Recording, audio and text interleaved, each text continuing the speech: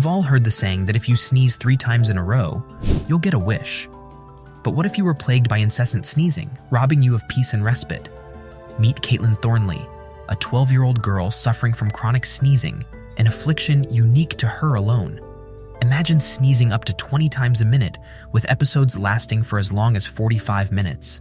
Despite extensive medical investigations, doctors remain puzzled by this condition.